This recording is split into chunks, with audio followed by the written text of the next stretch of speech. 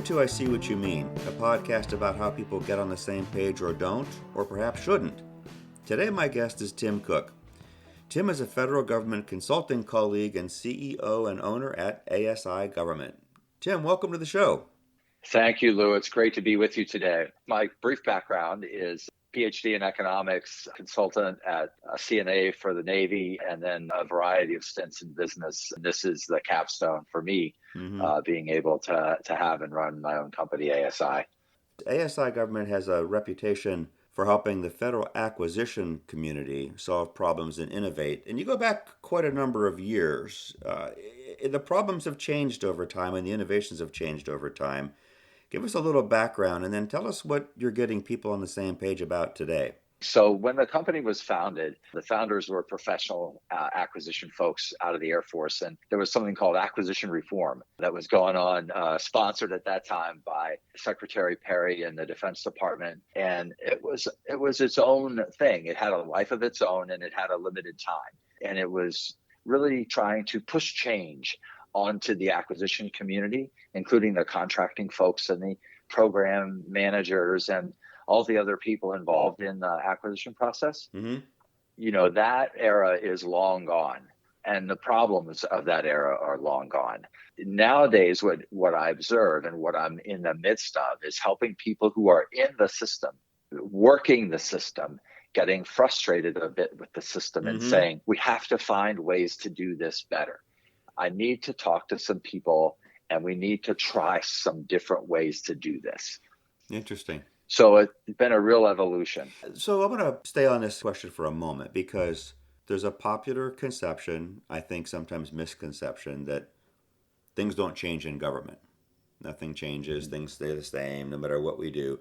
So say another word about, you said very specifically there were problems at that time to be solved and that's past. What was it that you were working on then that maybe we made some progress on as an acquisition community that makes today a different set of problems? Yeah, so I was a little bit involved in that. I wasn't central to that work at that time, but the folks who were at the company at that time, I was actually at SRA International helping Defense Acquisition University try to institute some changes. At the time, we understood very well that the risk aversion in the process, the concern about the law, the possibility of unintentionally breaking a rule or a law or a regulation was there. And so people in the process, especially the contracting officers, didn't want to get anywhere near the so-called edge of the box, right? So I have a box I can work in. I'm not going near the edge because I could get in real trouble. So what we did at the time was we actually made movies, believe it or not. We hired professional actors with the AU and created scenarios to try to show people what it was like to skate a little closer to the side of the rink or nearer to the edge of the box and what that behavior looked like and felt like. Issue with that was when they got back to the office, no other people were still doing the same thing. Sure. And so there was no way to institute that. Sure. And the system of formal and informal system of reinforcements or punishments remained the same around those folks for some time. Yeah. So you were trying to show them behavior change that still was within the box, got a little closer to the edge, but when they, like you said, when they went back to work, they worked in a system that still maybe constrained them.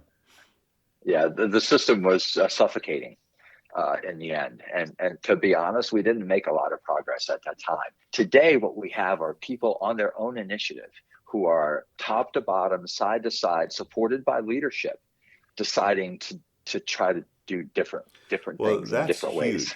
That's huge. It feels like an avalanche to me, right? Having been there the first round, for me, the first round. Right. And now experiencing this is an avalanche of change, which is coming from the accumulation, of snow, if you will, on the side of the acquisition mountain. Right. And eventually it reaches the tipping point where it just starts to fall downhill. Under its own weight. Yeah. Well, that's a very significant mindset and organizational culture or acquisition community culture shift that you're talking about. You and I might have talked about this before. I have a definition of culture I use that is as operational as I can get it. Maybe you can help me improve this. And I want to mention it because I'm going to ask you about the changes you've seen in the in the culture of the acquisition community.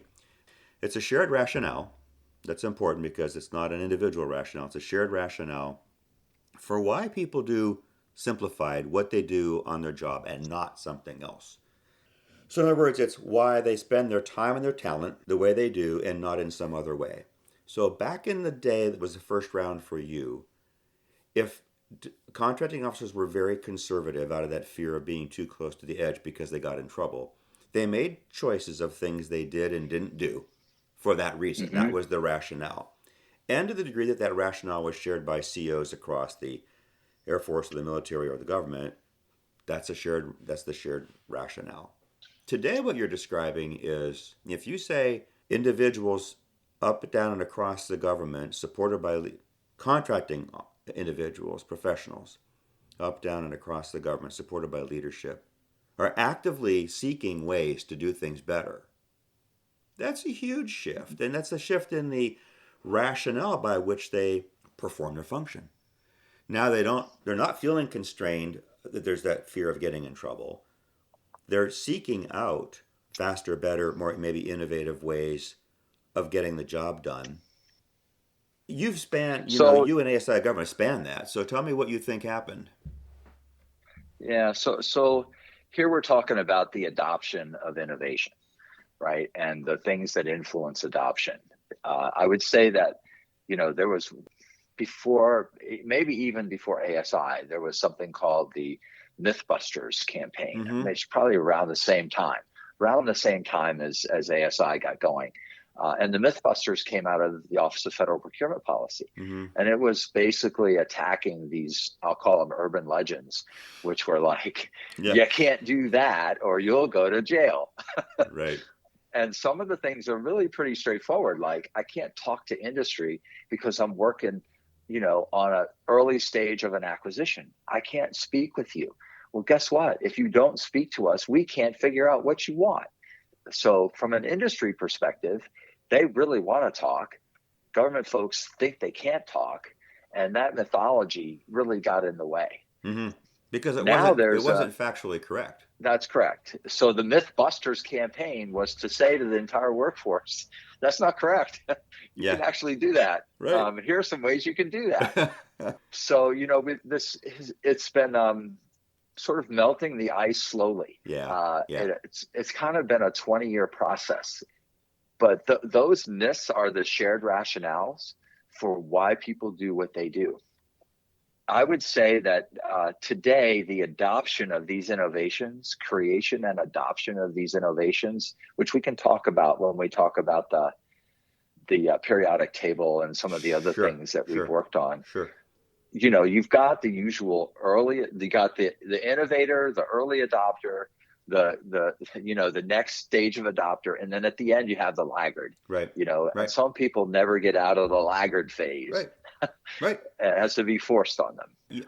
I'll tell you that there have been a higher percentage of early adopters. So not only have there been more innovators, like people creating stuff, and when you think about that, you should think about the great work that the DHS Procurement Innovation Lab, under Soraya Correa's leadership, has done. Right. They have really tested the limits and under strong leadership. Yes. The Air Force has a fabulous program of sort of testing and learning and sharing. The Special Operations Command under Hondo Gertz down in Tampa has a tremendous record of innovation. And it's really all based on the same thing. Let's try something new. Let's think about how do we do this better? And then when we do, let's experiment with it. And then from those experiments, whether they succeed or fail, let's learn from those experiments and go back around the cycle again. For the organizations that are doing that, those are the innovative guys. And other people are following. So there's now been several attempts. So Department of Commerce, Department of Agriculture are all experimenting with these procurement innovation organizations. Would you say that the federal government is huge, right? You got the defense agencies, civilian, a lot of contracting activities concentrated in Washington, but it's spread around the country. It's huge. Would you say that over time, over that slow ice melt, there were people like Soraya, SOCOM, Hondo yeah, and I'll say General Holt and his former boss in the Air Force. I mean, they stuck their necks out. so okay, a good way to put it. And would you say that over time, enough of them did that? They were the on the leading edge of the adoption curve. Others were watching, and then it slowly made it safe for others to try. Do you think that's what happened? That's That is true. I believe that's true. And we're seeing people actively now reaching out to, for example, Soraya's organization Sure. and to the Air Force to sort of learn from that experience. So they have a roadshow. The DHS pill has a roadshow. They go around to not just DHS business units there, but they go to other departments and they say, here's what we're doing. Here's how it works. Here's some examples of our success, And then and and folks then are all in. and then they can answer questions because some Yeah, staff person who's sitting there in the audience is going to say, "But what about this?" And it might be a myth buster type question, or it might not be. Somebody might be attempting something and they can benefit by the presenter's experience of being out ahead of the curve. So that's a fabulous. I always found that when you set up the forum where feds could talk to feds, there was a lot of credibility in the room exactly, in those conversations. exactly. And Yeah, then you and I were and involved. what? Good. So I was just going to say one of the things that they share from the pill, and which if you look at their annual report, which is online, anybody can get it, emphasizes the Federal Acquisition Regulation Part One. Part One says if it makes sense for the government and it's not illegal, you can do it. So that's inspirational to the folks who are, interested in trying new things. It absolutely is. It's cover, and of course Soraya was big on that. Soraya was very Yeah. big on cover, and she would say to people, if it doesn't say you can't do it, find a smart, safe way to do it. But don't. But try it. Don't back off because. Mm-hmm. And she was trying to give cover for all the years that she was in the position that when I knew her. And then you've got groups like ACT-IAC, which you're still involved in, and very, very, very closely. I was involved in, and there was that coming together of industry and government. I think was, I don't know, a little bit of an incubator of those ideas could be shared Mm. and they could be It's a developed. unique environment. One of the reasons I like ACT-IAC is the rules of engagement are no sales speeches from industry, and so government and industry can get together in ways that you don't see Right. outside of that sort of shell of safe space to talk. It's not. Yeah. It's you set the sales aside. We should Yeah, mention American Council on Technology and the Industry Advisory Council, right? Government official, two associations really, right, or two organizations, one correct. association. Government professionals, industry professionals, and they come together in literally a joint way in everything they do, right? From the Mhm. leadership of it to all the whatever they call the committees and work groups, that they're always co-led. That's correct. It's a partnership for better government. Well, let's dig into this some more. The phrase being on the same page, getting on the same page, has a common notion, meaning, common language meaning. What does it mean as you see it in the acquisition innovation work you're doing? So it's really critical. And in this case, it's primarily associated with silos of expertise. Because this is a complex business, specialists are needed. So contracting officers get years of training.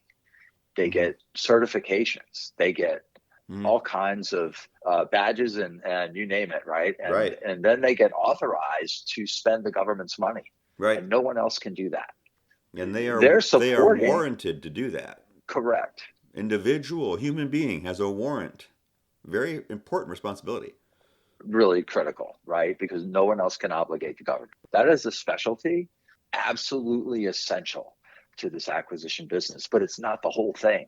In fact, Right. those people in that specialty are notionally in support of the government's missions. Okay, so they're there to be an enabler. Right. And if you look at the recent presidential management agenda from President Biden, you'll see that it's explicitly calling out acquisition as an enabler of the priorities of the administration. And there are massive new priorities that are going to require a ton of new work. And those folks are really busy right now figuring out what all that means. So you have the program manager who's got the responsibility for delivering the mission, the contracting officer who knows the rules and can obligate money to the private sector. You have industry partners. You have the lawyers who review everything from a legal perspective. You have the financial management guys who are experts in the money and how that money can be spent. So it's a big team of people who all have to get on the same page about what they're doing. And that's just on the government side. But that's just on the government side. Stay there for a moment, but that's just on the government side. Okay. And you said silos. You mentioned silos of expertise. So those are the folks that are siloed? Yes, correct. So they all have their own languages, their own vocabularies, their own ways of thinking, their own priorities, right. The things that they think are the most important. Right. And none of them are really the same. Right. So that all has to get brought together in pursuit of the mission. If someone if someone doesn't know federal contracting, they wouldn't realize that even all those parties that you just mentioned, they look to different parts of the law and regulation that they're responsible to. And if you ever got called up to Capitol Hill to give an accounting of something, there could be so many different congressional committees you might go before. So what I mean to say is, when you say those folks have different priorities and objectives, they're real. That's just not some notional language of, all organizations. Coca-Cola's a big organization. Everybody's siloed. But you're talking about a case where government professionals are accountable under law and regulation, different laws and regulations, and responsible within an administration and to Capitol Hill. Right. So that's correct. All of the above. And I'll just say the world for them has gotten really complex for all of them, but especially for the guy on the tip of the spear. The contracting officer remains the person who's the only person who can obligate the government. Right. That person has to simultaneously balance all of the acquisition policies of the government. Yeah. And look what you have now. You got diversity, inclusion, and equity. You've got, which means expanding the money that goes to small and disadvantaged businesses. You've got cyber concerns that they have to factor into any of their IT. It's a big deal. They now have climate considerations, which is a whole new world of decarbonizing the economy and what the administration is expecting them to incorporate in their procurements. Not just to be a good citizen, but to try to drive industry, to innovate and create solutions and technologies that we don't have today, that are even hard to imagine when it comes to making concrete without carbon dioxide production. Right. So how do you do all of these things at the same time in every procurement? It's a very challenging job.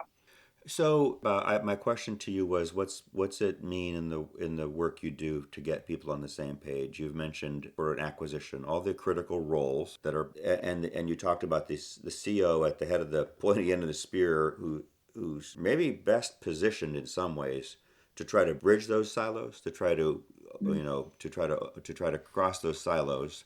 A lot to balance, right? So many trade-offs, Tim, within any of those spaces and across them.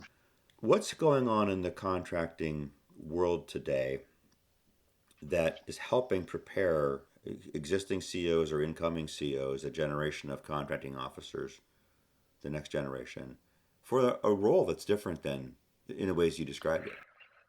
Yeah, so I'm involved with the National Contract Management Association, which is a professional association, not for profit, and I'm on the board of advisors, and I get to see that association endeavoring, and I'm participating in endeavoring them to educate this community and to bring it to its peak. And it is actively supported by all those people we mentioned before, people like General Holt and Soraya Correa, and all those folks are really engaged with them, and their interest is in enabling their workforces to handle the massive complexity of this job. We're no longer in an era where we were buying Jeeps.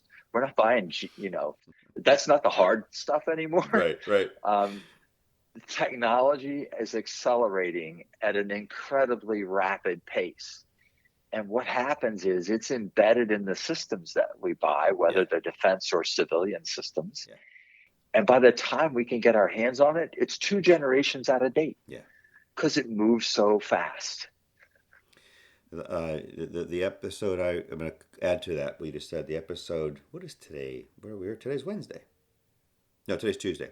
The episode that I released last Wednesday was with Donnell Barrett, retired Rear Admiral, and had a lot to do in the Navy with cybersecurity and telecommunications. And she made the comment to me that what we really have to watch out for, in addition to the very rapidly accelerating technologies, which it's hard enough to keep up with. She said, if you look to the points where several of them converge into something new, it's like, wow, few people are thinking about that. The convergence of technologies can offer some things that really could be big questions for an acquisition community to wrestle with. So imagine trying to write a specification these days, like they used to do, right? All the way down to the gnat's eyelash. You can't. I want to buy this, okay? It's impossible. So you have to give space. And the space, in my opinion, and what we've been working on at ASI for 25 years, the space is, what are the objectives that I have? The space is, what am I trying to accomplish? But before that even comes this new idea of just tell the industry what your problem is. Yeah, right. Give them some context and say, hey, industry, here's what I'm trying to solve. And make it as simple as it can be, but not any simpler. Give people the context and have industry bring all their creativity and their smarts to that problem and let them solve it instead of solving it for them. So you touched on a couple of very important points there about what it means to get on the same page. I like to think, and people have disagreed with me on this. You know Dale Luedeke.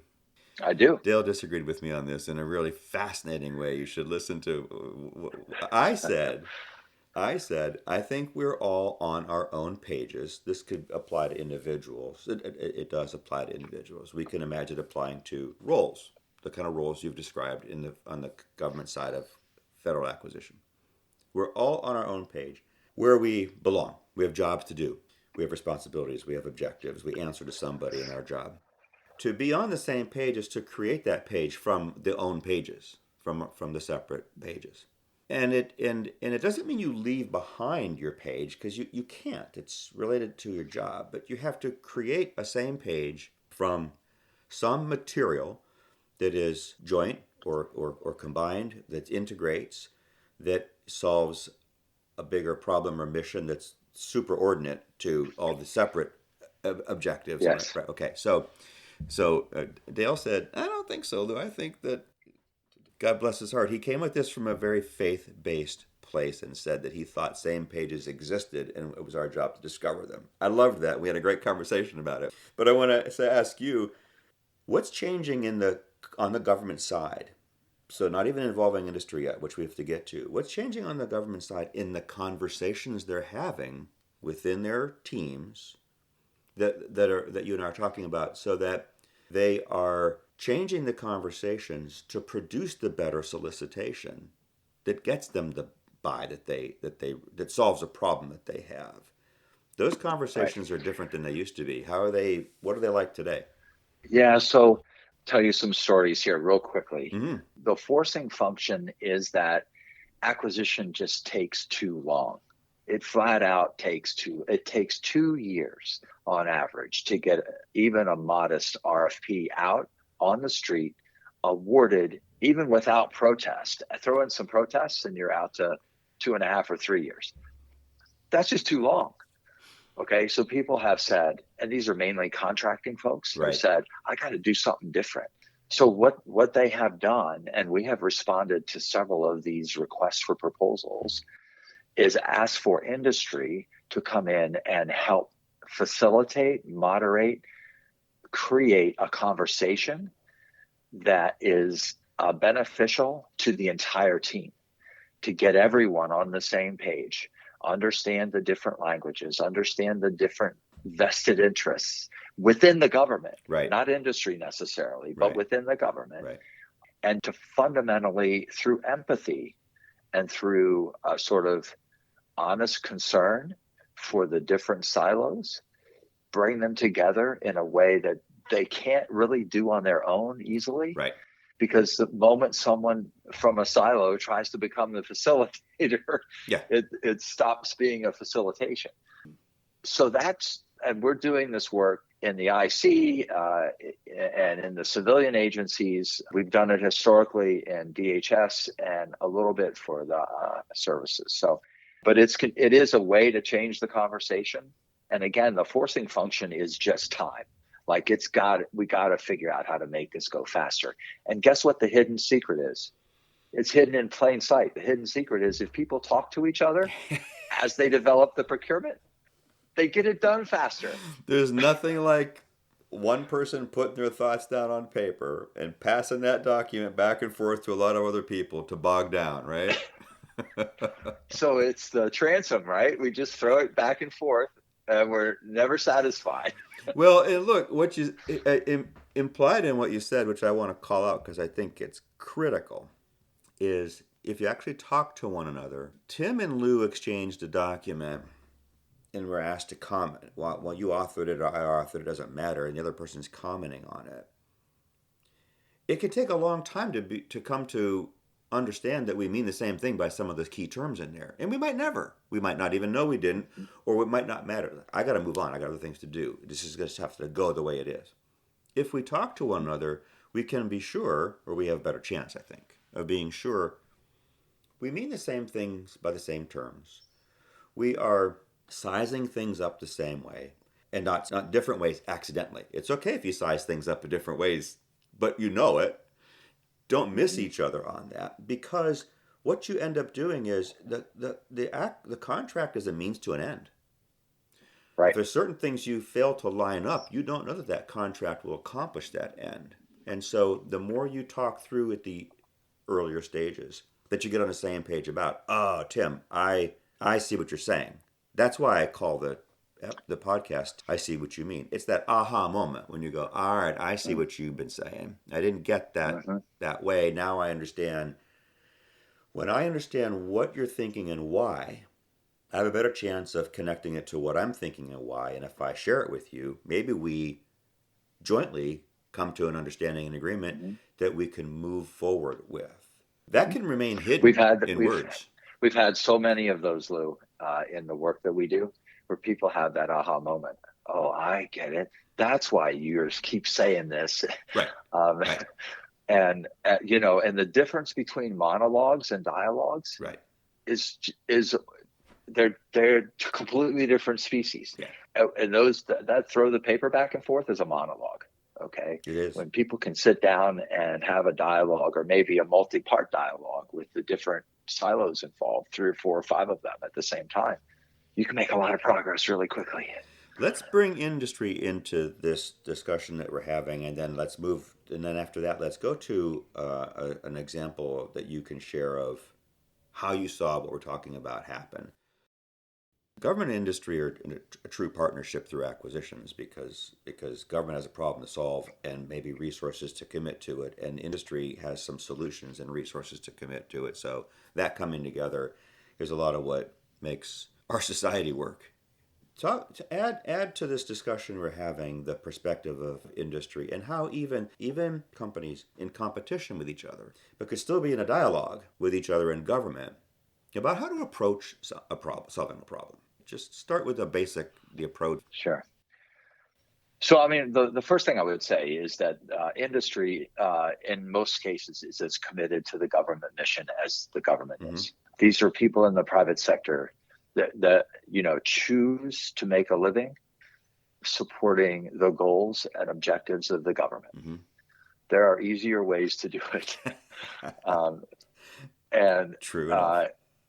And they're very committed to those missions. So, and they want to be partners. They want to collaborate with government. They want to deliver meaningful solutions that are outcome oriented. Like we got the people what they needed on time.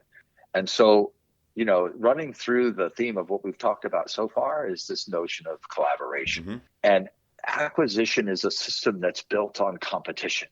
There's a Competition in Contracting Act, CICA, which drives much of the behavior of the acquisition community.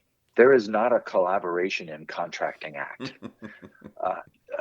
In fact, there is great fear of a Collaboration in Contracting Act because of the It becomes collusion. Potential for bad behavior, right? Right. And so it ultimately comes down to the ethical behavior of well-intended contracting folks in the government to make sure that what they do has the high ground, not only of legality, but of morality. Right. And there's nothing that can substitute for that personal sort of character. The principles and judgment, right. Instead of, exactly. So you're on the government side, you want to engage contractors in a conversation, knowing that in the end, when you release that solicitation, the competition begins, right? Mm-hmm. What's happening these days that's in that in-between space? The government's had its conversation, or maybe it's continuing its conversation about the need, about the requirement, but we're not to the competition phase yet. What's happening in that in-between phase where they're engaging industry in conversations about a particular problem, not the broad process questions, which we have to talk about to make them better, but a real particular problem and a solution, and you're engaging people who will be competition in a few weeks or a few months. Yeah, so I'll just say, not only has Mythbusters eventually made a kind of difference in the government's attitude about those conversations, but the maturity and the spread of observed behavior, like I'm watching that guy's talking to those companies. I guess I could do that too. Right. And things that are outside the FAR completely, like other transactions, which I haven't mentioned yet, explicitly allow for communication continuously between the government and industry. And not just one company, but of all the interested companies can have a dialogue with the government in that other than FAR, environment. Right. What kind of forums So they have all kinds of forums, but a typical process would be that they start with a defined problem statement. Okay. So the government guys get together and they write a problem statement. They publicize that problem statement through a variety of means. Right. But they get it out to industry, and they get it out to the segments of industry that they know are interested. And then they field a bunch of questions potentially, but more likely they're going to ask for a 5-page or 10-page response. How would you solve this problem? What can you bring to the solution to this problem? Make it short, make it sweet. Crispy is better than soggy. Right. And then after they've heard from everyone, they move to sort of phase 2. And phase 2 is often either a demonstration of a capability, show me, don't tell me. Right. Or it's an elaboration of an approach that they've used elsewhere. And then they move from there sequentially in a modular way, which is a very critical attribute of what I'll call modern acquisition. Modular beats big bang every time. It's a way to manage risk, especially if you're near the edge of the box. Exactly. You want to make sure you're not putting too much at risk. So people are doing a good job. Like I see this around the government, not just in the Defense Department with the OTAs and the other things, but what IRS is doing is pretty fabulous under Pilot IRS, and others, DHS and others are doing similar. I call it buying like a VC. Okay, when a venture capitalist puts seed money, that's sort of initial round of angel investment or something into a company. They see how it goes. If it's working, they put the first round, the A stage money. Then they do B and then C. But they're always looking for that proof of return on investment as they go. Are the early stages of the government interaction with industry still largely paper-based, where, like you said, they would publish the problem statement and ask for short responses to it? Are some more interactive conversation? So my experience, having participated in a couple of these, is there's usually an interview. It's not actually an interview, but there's a meeting with the principals that follows the written 5-page response or something. Okay. And it doesn't have to be that. You've got unlimited leeway here. You can just say, Right. come and show me what you've done. Like literally, show me what you have that works. If it's software, it's software. If it's something else, show me that. Yeah. And then they've got all the leeway in the world to decide what to do next. That's true, and that's the acknowledgement of that and the exercise of that is probably one of the biggest changes over the last 20 years. Because I imagine 20 years ago, and I was in federal contracting 20 years ago, but I was at a task level, and I didn't have the perspective on this that I do today. I think it probably was more by the numbers. Up until the last 5 years plus, it's been tell me, don't show me. Like, write me a 150-page proposal and tell me what you're going to do. Nowadays, it's like, I don't care what you say. I want to see what you can do. And that concludes the first of 2 episodes Tim and I recorded. Join us for the second when we talk about ways the government continues improving proposal evaluations, significant program innovations that led to successful acquisitions, and a group of professionals imagining the acquisition of the future at a time when technology convergence presents opportunities and challenges unknown today.